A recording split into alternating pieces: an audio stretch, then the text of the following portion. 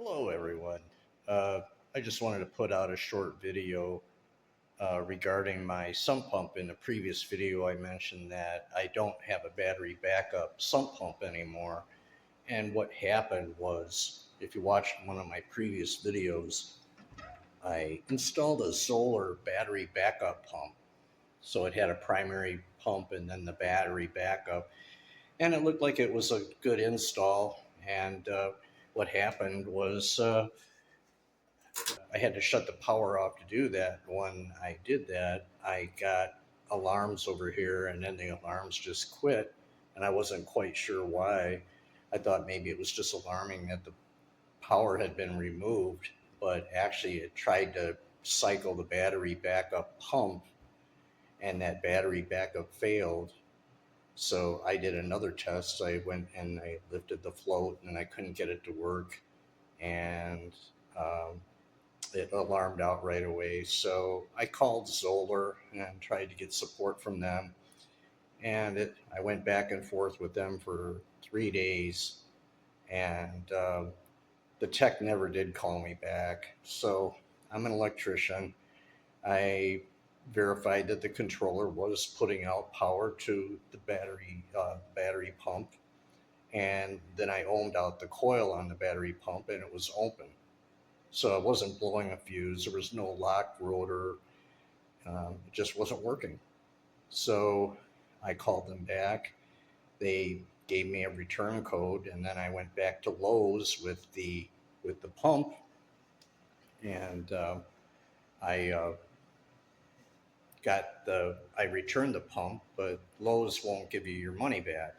What they do is they give you a debit card or a card with money on it, and they claim that the card doesn't expire. So when you're ready to use the money, it's there. It's just they're not going to give you your money back. And a lot of the stores are doing the same thing. So I don't think there's really any way around that.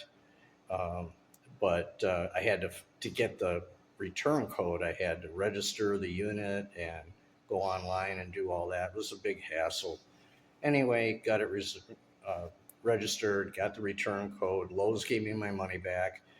And so now what I had to do though is to return that, I had to have another temporary pump put in place here. So I went to Menards and I found one for about $116.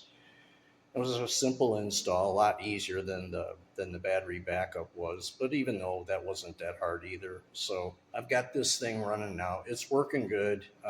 We're not taking much water in.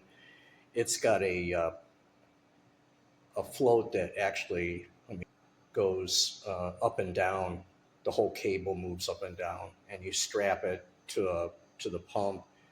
And the shorter you make that, then the more upward it can tip, which will lower the amount of water that can go in your sump pit if you shorten up the cable.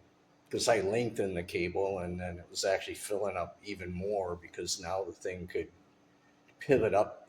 The radius of movement was longer, so it would take more water to actually tip that high enough to get it to trip out and pump the water out.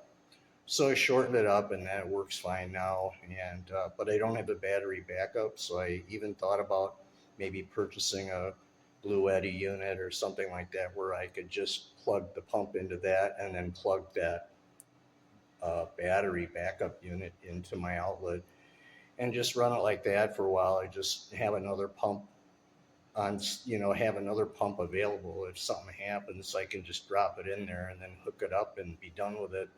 So far, I haven't done anything like that, but that's where I'm at right now. Pump's working fine. I'm just a little upset with Zoller that they were kind of reluctant to work with me. The tech never bothered to even call me back. I just thought I would fill you guys in and let you know the reason I don't have that pump in here anymore. So take care, and we'll talk to you in the next one.